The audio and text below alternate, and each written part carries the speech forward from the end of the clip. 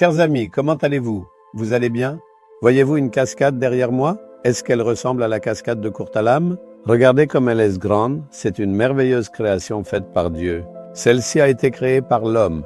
Nous l'avons construite artificiellement pour que l'on ressente l'ambiance d'une cascade dans notre colline de prière. Dans cette zone, des bancs ont été installés pour que l'on puisse s'asseoir et méditer. Beaucoup de personnes viennent à la colline de prière, y séjournent et prient. Le soir et tôt le matin, elles s'assoient ici pour méditer sur la parole. C'est pour cela que cet endroit a été aménagé si joliment. Alors, si vous venez ici aussi, vous pouvez admirer tout cela, vous asseoir aux pieds du Seigneur, méditer et vous réjouir dans sa présence. Bon, même maintenant, il y a de nombreux types de prières à adresser au Seigneur, n'est-ce pas? Nous prions pour la guérison, nous prions pour la délivrance, nous prions pour une bénédiction, nous prions pour que quelque chose réussisse. Nous prions pour la sagesse, nous prions pour beaucoup de choses et il répond à toutes nos prières. Aujourd'hui, nous allons voir dans la Bible un sujet de prière très important pour lequel nous devons prier. Dans le psaume 119, verset 18, un fidèle dit alors « Ouvre mes yeux pour que je contemple les merveilles de ta loi. » Seigneur, ouvre mes yeux afin que je puisse voir les merveilles qui se trouvent dans ta parole. Il ne s'agit pas simplement d'ouvrir les yeux et de lire, car cela concerne les yeux physiques. Avec nos yeux physiques, nous pouvons lire, mais nous ne pouvons pas voir les merveilles.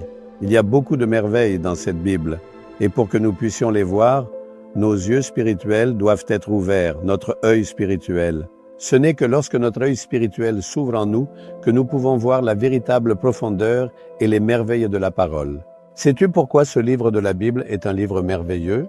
Comment le monde a été créé? Pourquoi il a été créé? Par qui il a été créé? Tout cela, absolument tout cela, est écrit dans cette Bible. Pourquoi l'homme a été créé? Comment il a été créé? Quel est son destin? Tout cela est également écrit dans cette Bible. Comment le monde a été créé? Comment aujourd'hui les continents et les pays se sont séparés? Comment il existe tant de langues différentes? Tout cela se trouve dans cette Bible. C'est étonnant, n'est-ce pas? Non seulement cela, mais aussi tout ce qui se passe aujourd'hui dans le monde, les guerres, les famines, les vols, les maladies, les tremblements de terre, les hommes qui s'opposent les uns aux autres, les injustices, les violences. La nature humaine, tout cela est écrit dans la Bible. C'est exactement ce qui se passe aujourd'hui dans le monde. Mais que va-t-il se passer ensuite? Comment la fin du monde sera-t-elle? Qui peut savoir ce qui se passe après la mort? Tout cela se trouve ici. Où va une personne après la mort? Dans quelles conditions elle sera? Tout est ici. Ce livre était vraiment extraordinaire, n'est-ce pas? Si vous voulez connaître tout cela, vos yeux spirituels doivent être ouverts. C'est pourquoi, lorsque vous lisez cette écriture, vous devez prier. Seigneur, ouvre mes yeux spirituels. Je veux voir les merveilles qui s'y trouvent. Révèle-les-moi. Même si Dieu a utilisé différents hommes pour écrire tout cela, c'est un seul auteur qui les a inspirés, l'Esprit. C'est parce que le Seigneur a fait écrire tout cela par le Saint-Esprit que dans la plupart des cas, ce sont les paroles mêmes du Seigneur qui s'y trouvent.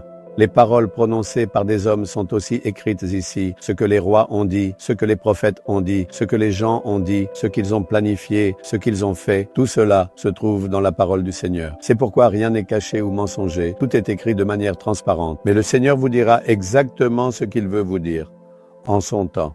J'ai lu ce livre sacré d'innombrables fois, encore et encore, sans jamais pouvoir compter le nombre de lectures. Ce n'est pas comme si une fois terminé, on le posait en se disant qu'on a tout lu. La différence entre ce livre et les autres, c'est que un livre ordinaire, une fois lu, on le range. Peut-être, si l'envie nous prend, on le relira une fois de plus, et c'est tout. Mais la seule œuvre que l'on relit sans cesse, tout au long de sa vie, c'est ce livre sacré, la Bible. Aujourd'hui, le livre le plus lu dans le monde, c'est ce livre sacré, la Bible.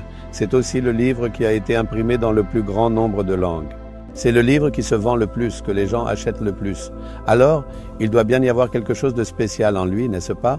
Quand vous l'achetez et commencez à le lire, si vous ne comprenez pas ce que vous lisez, priez ainsi « Seigneur, ouvre les yeux de mon esprit pour que je puisse voir ces merveilles. » Cela fait plus de 50 ans que je lis ce livre, encore et même maintenant, avant de le lire, je prie « Seigneur, parle-moi à travers ta parole. » Je veux voir les merveilles qui s'y trouvent. Révèle-moi la véritable signification. Si vous priez et lisez avec la présence du Seigneur, l'Esprit Saint vous expliquera magnifiquement. Avez-vous cette Bible chez vous? C'est le livre le plus recherché et le plus lu au monde. Comment pouvez-vous ne pas l'avoir chez vous? Achetez-en un et essayez, lisez petit à petit. Il n'est pas nécessaire de lire beaucoup d'un seul coup.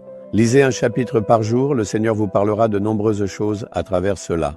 Alors, Seigneur, moi aussi je veux voir et connaître les merveilles qui se trouvent dans ta parole.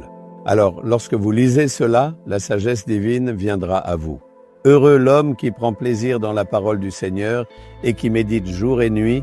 Tout ce qu'il fait lui réussira, c'est ce que le Seigneur a dit dans le premier psaume. Donc lorsque vous lisez, méditez et comprenez cela, tout ce que vous entreprenez réussira. Votre entreprise prospérera, vos projets de mariage réussiront, la construction de votre maison aboutira. Les projets de vos enfants réussiront, vos œuvres de service porteront du fruit. Si vous voulez que tout réussisse, il faut prendre plaisir dans cette parole et la méditer. Si vous méditez avec l'aide du Saint-Esprit, vous verrez immédiatement les résultats.